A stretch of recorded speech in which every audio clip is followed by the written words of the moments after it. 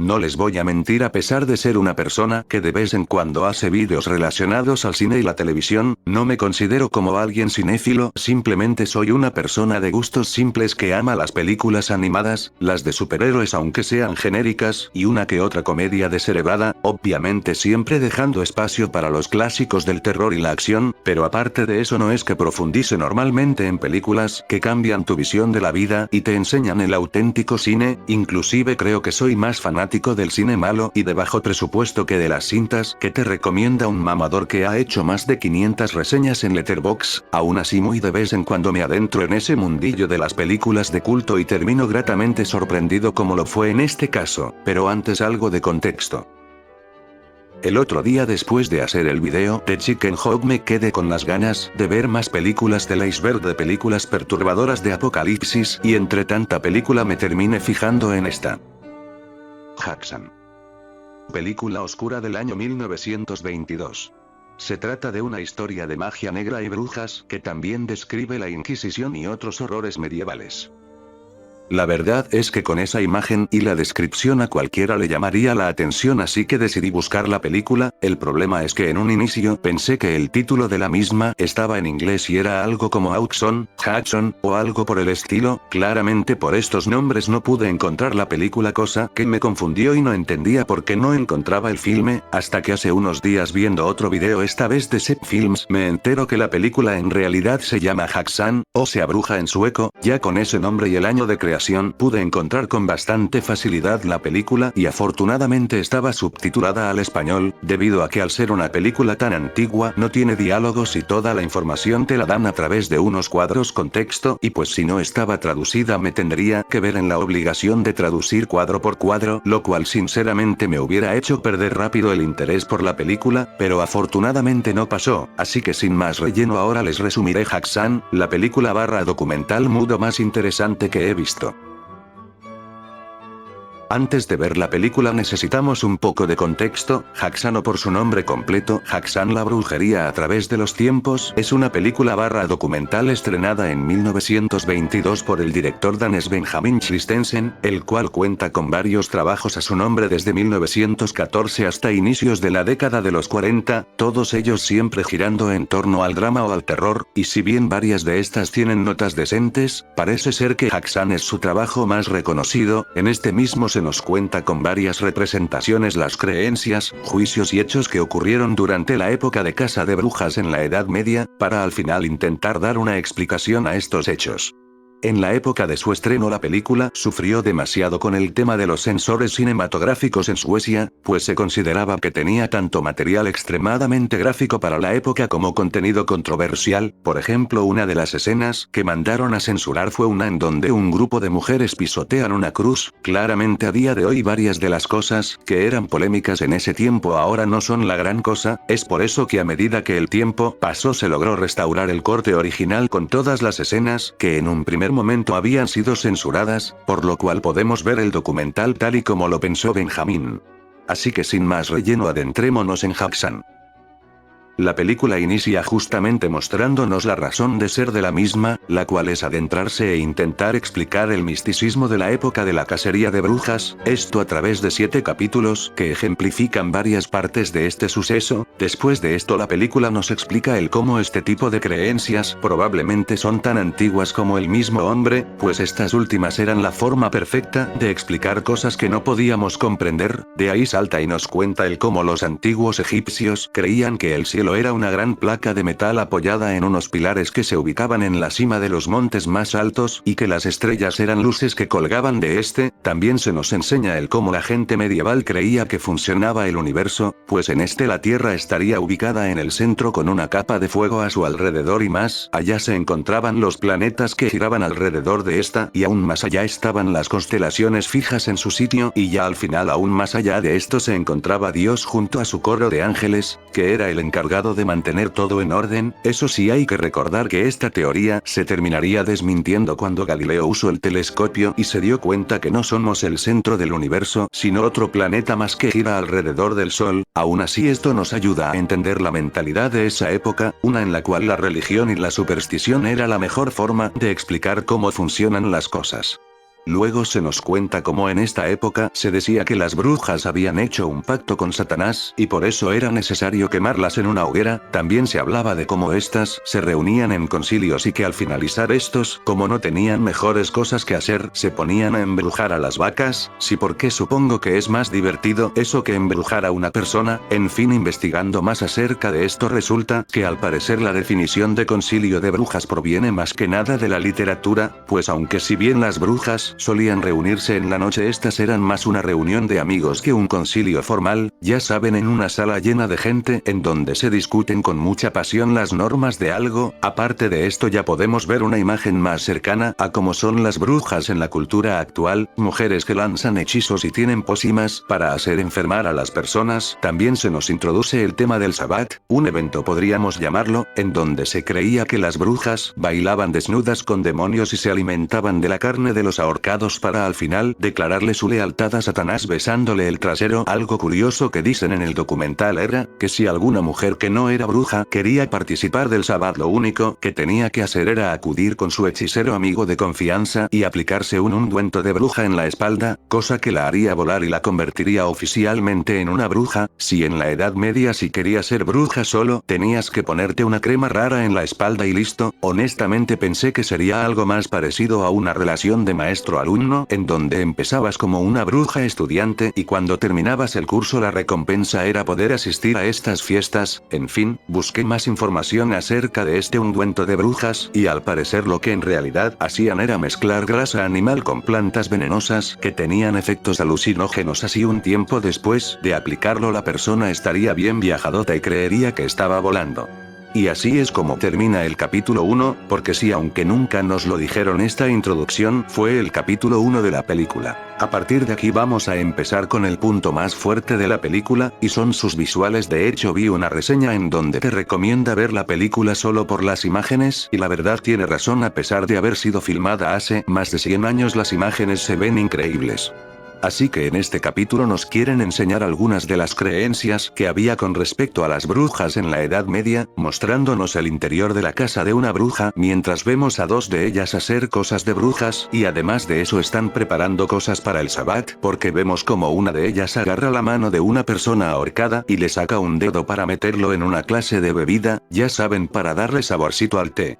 Seguido a eso vemos como a la casa de la bruja llega una señora que les pide una poción de amor que funcione con un hombre devoto de la iglesia, a lo cual la bruja le da una poción de excremento de gato y corazones de paloma hervidos a la luz de la luna. Si tan raro como suena, al parecer eso ayuda a que la gente se enamore de ti, en vez de matarlos. Aún así la señora pide algo más potente, quiere que el señor se vuelva loco de amor por ella, así que la bruja ahora le ofrece una pócima de un joven gorrión que fue hervida en mayo, porque tiene relevancia que haya sido hervida en mayo, ni idea, pero a lo mejor las pociones son iguales que el vino y se ponen mejor entre más añejos son. Así también la bruja le ofrece un ungüento con el cual si se lo unta al tipo, este último irá directo a su habitación. Excelente servicio sin duda. Luego se nos presenta otra situación en la cual dos personas desentierran un cuerpo del cementerio para así abrirlo y descubrir la causa de la enfermedad que lo mató, pero con lo que estas dos personas no contaban era con que una vecina chismosa los descubrió y terminaría diciendo a todos en el pueblo que un grupo de brujas habían profanado la paz del cementerio. También se nos muestra otra escena en donde una bruja maldice a un tipo que es grosero con ella, haciéndole imposible poder cerrar la boca.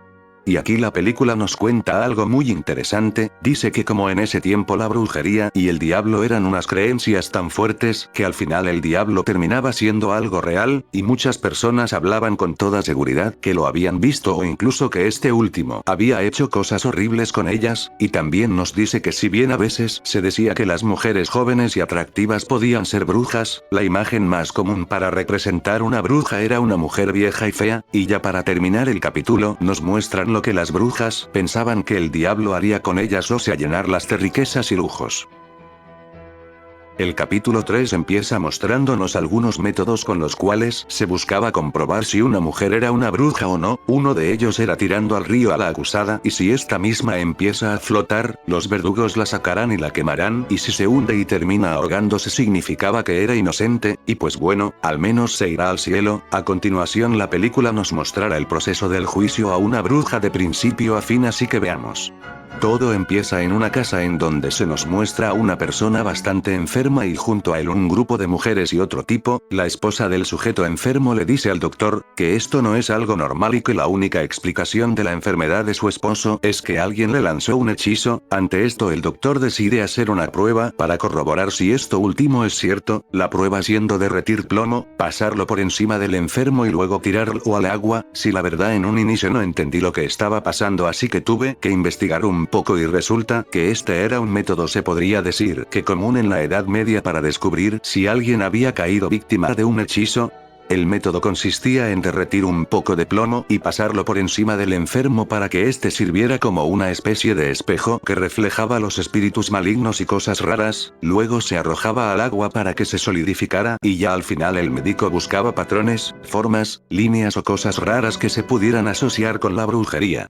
Siguiendo con la película, después de usar este confiable método el doctor confirma que el hombre enfermo fue hechizado por una bruja, cosa que preocupa a las demás personas en la casa. Antes de que se vaya el doctor, la esposa del señor enfermo le pregunta si sabe dónde está la bruja que le hizo esa diablura a su marido, a lo cual este último solo le dice que conocerá a la hechicera antes de lo que cree. En ese momento se hace presente otra señora llamada María la Tejedora, la cual le pide a la dama que por favor le dé algo de comer. En ese momento la esposa empieza a unir los puntos y descubre que María la Tejedora fue la bruja que le lanzó un hechizo a su esposo, y claro, era obvio, las brujas son mujeres feas y viejas, María es fea y vieja, todo cuadra. Tras descubrir el oscuro secreto de María la Tejedora, la esposa va a toda velocidad a la iglesia para que juzguen a la bruja, así, y antes de hablar con el padre, la mujer se acerca a uno de los aprendices y lo toca en la muñeca. Sé que suena irrelevante, pero más adelante verán por qué lo menciono. Siguiendo con la historia de las brujas, la iglesia decide hacerle caso a la esposa y van a capturar a la bruja. Así es como termina el tercer capítulo. En el capítulo 4 veremos en sí el interrogatorio que le harán a la acusada para intentar hacerla confesar sus pecados, empezando de forma suave simplemente viendo si tiene oculto en alguna parte polvo de bruja y enviando a dos sujetos para que de manera pacífica la convenzan de admitirlo todo. Bueno, pacífica en comparación a lo que le harán si no confiesa en ese instante. Como María la Tejedora decide mantener su inocencia y no confiesa sus maldades, los hombres de la iglesia deciden pasar con un método más duro, un poco de tortura mental, y si eso no funciona, pues ahora sí viene lo peor, un poco de tortura física hasta que confiese para irla a quemar, o si no lo hace, seguirla torturando hasta que se muera, supongo, aunque lo más seguro es que con un par de minutos u horas la persona termine confesando todo. He oído historias de gente que admiten crímenes que nunca hicieron después de ser interrogadas por mucho tiempo. Ahora imaginen qué persona no admitiría algo que no hizo si está siendo interrogada al mismo tiempo que la torturan con varios de los métodos más dolorosos que la humanidad ha conocido. Y pues en este caso no es diferente. María termina confesando que sí es una bruja, y no solo eso, sino que ha dado a luz a cientos de hijos del diablo, pero no solo admite eso, sino que confiesa que la señora que la acusó también es una bruja, y no solo ella, sino que también la hermana y la madre de la mujer que la acusó son brujas. ¿Estás segura? Sí, güey, yo las vi en esas fiestas que hacemos las brujas, neta, hasta las oí decir viva el diablo, Jesús es un pendejo. Y también esa señora que me vio mal una vez, esa también es bruja, se la pasa brujeando toda la noche. Y también la de la tienda que me cobró de más, esa también es bruja, es la bruja más brujesca que he visto en mi vida de bruja. La película nos dice que esto era lo común en los juicios, y es que una bruja, entre comillas, acusaba a otras 10 brujas y estas 10 brujas acusaban luego a más brujas y así. El capítulo 5 empieza mostrándonos el cómo van y atrapan justamente a la señora que había acusado a María en primer lugar, y la verdad que bueno, se lo merece por manchar el nombre de María la Tejedora. También nos muestran cómo el aprendiz de sacerdote al cual la esposa del enfermo tocó en la muñeca le dice a su compañero que está teniendo pensamientos pecaminosos con la dama y necesita ser castigado por esto, así que le dan unos buenos latigazos en la espalda, pero estos últimos no funcionan, por lo que terminan llegando a la conclusión de que la esposa del enfermo lo terminó hechizando al tocarle la muñeca, así que la encierran para intentar sacarle una confesión o una prueba para poder quemarla. Con la mujer ya encerrada, uno de los sacerdotes entra en su celda y le ofrece un trato, la dejará ser libre y huir de la ciudad con su hijo si ella le enseña el cómo crear truenos. La señora claramente no sabe cómo hacer eso y se lo intenta decir al sujeto, pero este sigue insistiendo, incluso le trae a su hijo y le dice que piense en él, pues cuando la quemen el niño quedará solo y probablemente morirá, y si de alguna forma logra sobrevivir igual será rechazado de la sociedad por ser el hijo de una bruja, y le termina ofreciendo por última vez el trato, su libertad a cambio de saber cómo crear truenos. La mujer ya desesperada le dice que por ahí oyó de una persona errante que la forma de crear un trueno es poniendo las manos sobre el agua y decir una Si todo esto era una trampa para demostrar que la mujer sabía de brujería y así poderla quemar. El capítulo termina diciéndonos que en esta época millones de personas fueron quemadas o asesinadas por acusaciones de brujería y que donde fuera que llegaran los jueces el terror se terminaría apoderando del pueblo.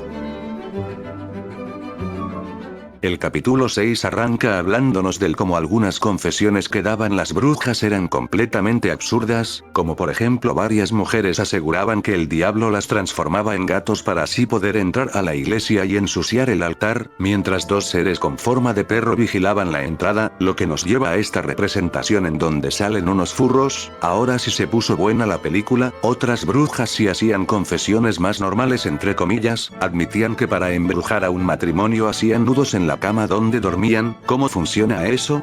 Ni idea, no he estudiado brujería, estuve mirando y el hacer nudos a la cama al parecer funciona para que la pareja no pueda tener relaciones entre ellos, ya sea por falta de motivación o por impotencia. Curioso.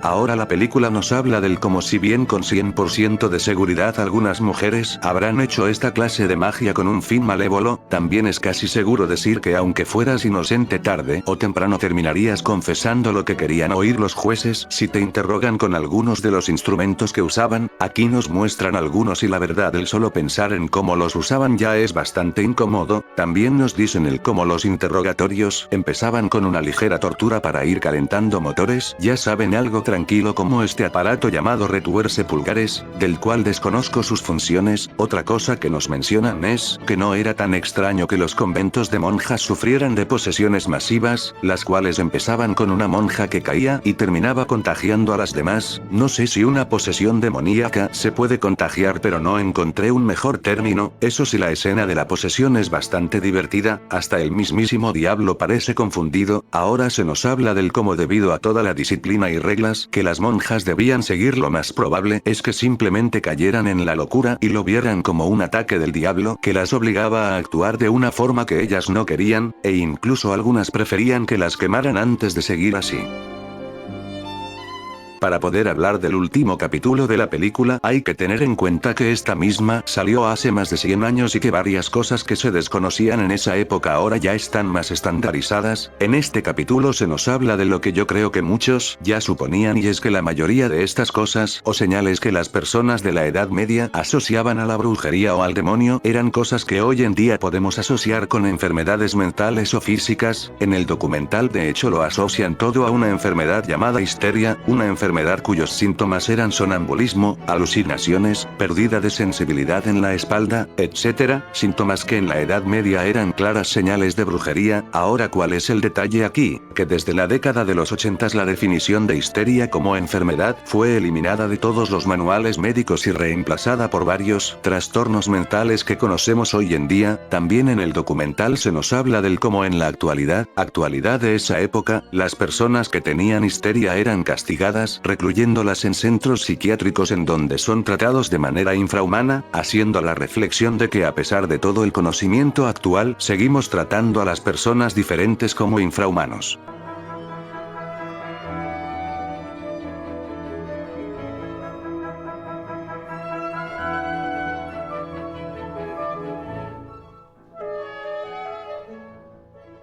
Y así es como termina Haxan, y si se las recomiendo, en definitiva sí, es una película muy interesante y al menos a mí no se me hizo pesada a pesar de ser una película muda. Si tú no tienes problema con el hecho de tener que leer carteles en vez de escuchar a los actores, te recomiendo al 100 verla. Pero bueno gente, hasta aquí el video, espero que les haya gustado y si es así agradecería que dejaras tu like y te suscribieras, eso es un gran apoyo para seguir subiendo vídeos, así que sin más que decir yo me despido y será hasta otra ocasión, adiós.